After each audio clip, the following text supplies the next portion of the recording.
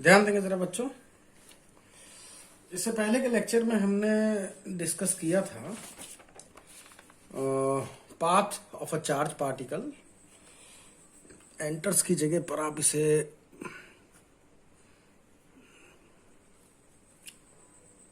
Moving लिख लो,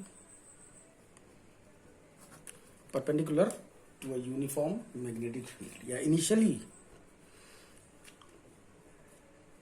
initially ठीक है, ध्यान दें।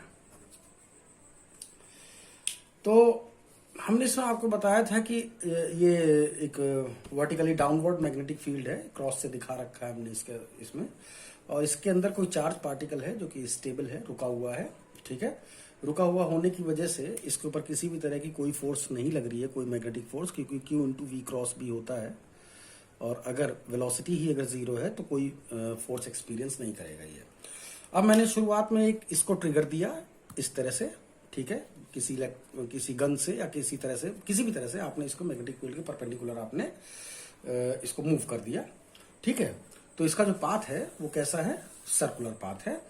और जो ये सर्कुलर पाथ है, ये मैंने बताया था आपको कि इसकी इक्वेशन को डेरिवेट करना पॉसिबल नहीं है, कि अगर मैं X square plus Y square is equal to A square के टर्म में अगर इसे लाना हो तो ये थोड़ा सा पॉसिबल नहीं है। ठीक है, अब इसके लिए हमने बताया था आपको कि जो मैंने मतलब पहले ये कॉन्सेप्ट ले लिया था कि ये पाथ जो है ये सर्कुलर है ये, और अगर पाथ सर्कुलर है तो कोई ना कोई सेंट्रीपिटल फोर्स होनी चाहिए, कोई ऐसी फोर्स होनी चाहिए जो सेंटर की तरफ एक्ट कर रही है।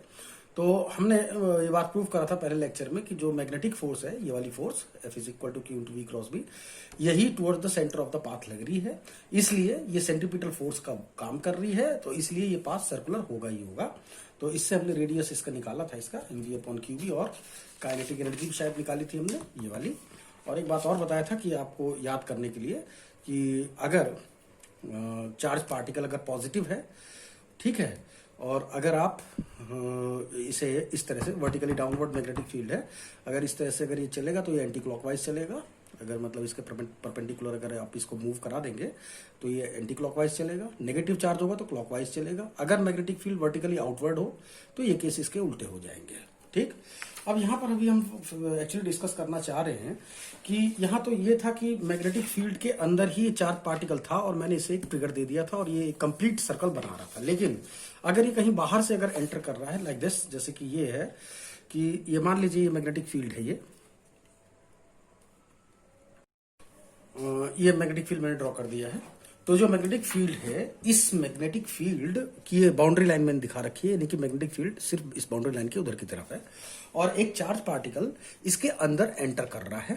राइट, अब अंदर किस तरह से एंटर कर रहा है मैं यहां पर दिखा दूं आपको। ये एक्स एक्सिस है ये और ये एक्स डैश है, इसी तरह से सारे यही है, एक्स एक्स डैश, ये एक्स डैश एटसेट्रा।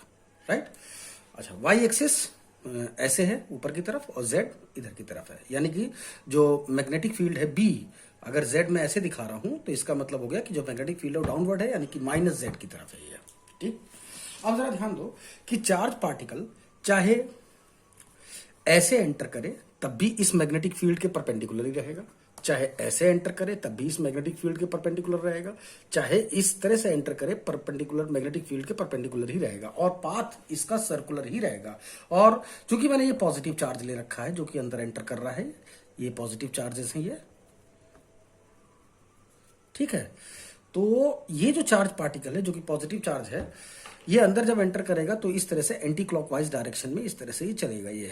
ठीक है, अब सवाल ये है कि जो है ये कंप्लीट सर्कल बनाएगा या नहीं बनाएगा। तो ध्यान रखना, अगर चार्ज पार्टिकल अगर बाहर से अगर अंदर की तरफ एंटर कर रहा है और एक्स एक्सिस की पॉजिटिव डायरेक्शन से ऑब्ट्यूज एंगल बना रहा है, यानी कि ग्रेटर देन 90 का एंगल बना रहा है, तो उस कंडीशन में ये सिर्फ थोड़ा सा सर्कल बनाएगा और फिर यहां से ये ऐसे बाहर निकल जाएगा, बिल्कुल स्ट्रेट पाथ पे जैसे ये आ रहा था। ठीक है, जितने डिग्री के एंगल से ये आया है उतने ही डिग्री के एंगल से निकल भी जाएगा ये। अच्छा, अगर ये